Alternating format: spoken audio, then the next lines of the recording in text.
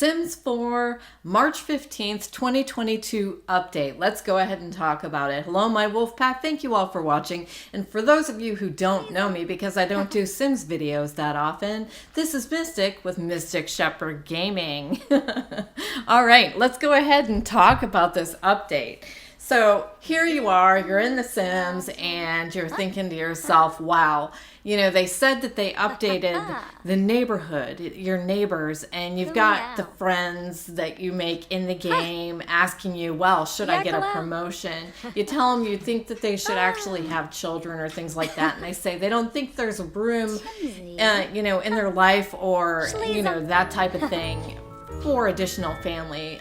They're not adopting more pets, that kind of thing. Well, whoa, play with neighborhood stories. What? You turned it on? Yes, please. Neighborhood stories enabled households you don't actively play to experience life changes. Wow. This includes pregnancy and adoption, moving in and out of houses, or even untimely death due to accidents. Go to manage households, and this is where you configure it. To see the latest changes each day, you can go to the neighborhood mailboxes and check it out. Okay, so here we are. I'm going to show you like in-game, because of course you can go to the website and look and see what they say, but this is basically in a different way I'm showing you versus you reading it. You saw where I'm highlighting configure neighborhood stories. Now you can do it for your own households, which I chose not to turn on because I like to make the choices. Typically I only play 1 or 2 households at a time, so I don't turn that on because I want to make the choices myself. But now, for the other households, all the other households. I mean, think about this. The depth, the personality, the thing that we've pretty much had hoped, you know, is there now.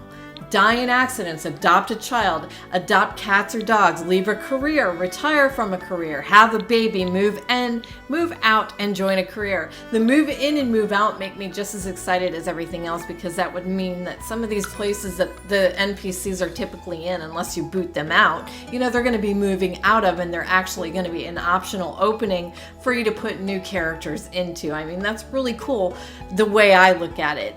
Now also, like, let's say the Caliente household, the Lewis household, the Pancakes, Johnny Zest. Come on, he can adopt kids, he can have a pet, he can move away from being a next door neighbor to the parents that disowned him. I mean, come on. So this is what you would do, is you would go into manage neighborhood anyway, and you could see here where I'm showing you manage household, and this is where you can go in and individually, or in the screen that I showed you prior to this, you can do that. Now I also think about it, the Fangs, I believe she hates children, but he is so cool, and they're both actually kind of cool other than her hating children. So you can manage that household. You can make it where, you know, they have a baby even though she hates children because he'd be a good dad.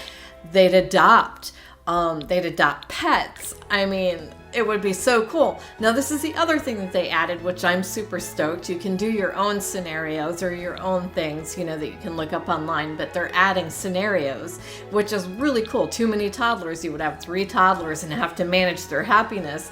Unlucky chef, meaning everything would catch fire all the time. How cool is that? So you would have to thwart death. You would have to have them, you know, basically be promoted, and, you know, that is the scenario. Troublemaker child. Oh my gosh. They say that it's easy. For me, it would be hard because, you know, I love the angelic household. You know, I love the children that are like, you know, really easy peasy to take care of. So they say this is easy, but for me, it'd be like, I'd be scolding that child all the time. Like, don't be such a troublemaker. Don't be so mean. Don't be into mischief, you know. And then there's also the rom-com where, you know, 2 people, it's like the business one where they're into comedy or in the limelight kind of thing, and they're trying to manage a relationship and, you know, their careers. Super rich villain. Look at that. Super rich villain. That actually kind of appeals to me. Extraterrestrial researcher.